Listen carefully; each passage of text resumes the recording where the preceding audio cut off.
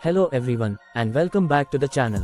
Today, we are talking about a serious situation between two countries in Northern Europe, Norway and Russia. Recently, Norway has officially accused Russia of violating its airspace, not once, but 3 times in 2025.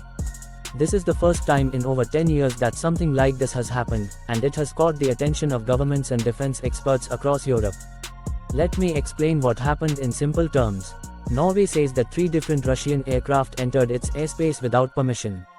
These incidents took place over the Barents Sea and in a northern region called Finnmark, close to the Russian border.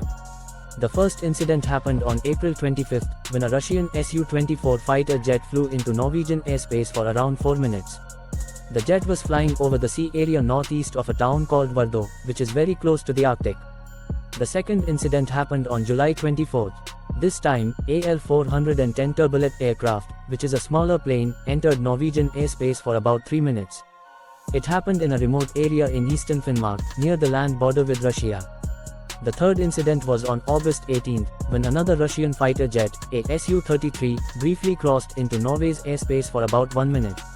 Now you might be thinking, 1 to 4 minutes isn't that long. But when it comes to national airspace, even a few seconds matter. Every country has the right to control the air above its territory, and military aircraft entering without permission can be seen as a serious violation. Norway's Prime Minister Jonas Gahr Støre spoke publicly about these incidents. He said that even though they were short, and even though Norway is not overreacting, these are serious matters. He said these kinds of airspace violations are not acceptable, no matter the reason, whether accidental or deliberate. So, how did Russia respond? According to Russian officials, they don't agree with Norway's version of events. The Russian embassy said the data shared by Norway doesn't match their own flight records. In short, they are denying that any violations took place. But they also said they are treating Norway's claims seriously. Why does this matter so much? Well, Norway is a member of NATO, and it shares a long border with Russia in the Arctic. The region is very sensitive, both militarily and politically.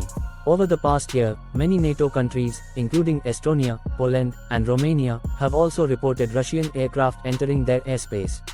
So this isn't just a Norway problem, it's part of a bigger pattern.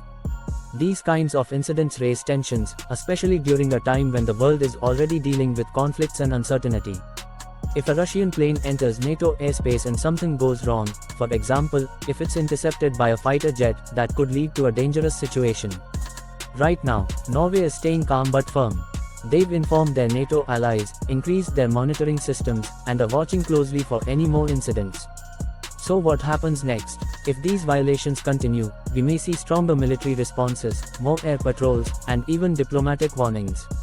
Hopefully, things don't escalate further, and both sides can handle this through talks and international rules. That's the full story, simple and to the point. Let me know in the comments what you think about these airspace violations. Are they just mistakes, or signs of something more serious? Thanks for watching.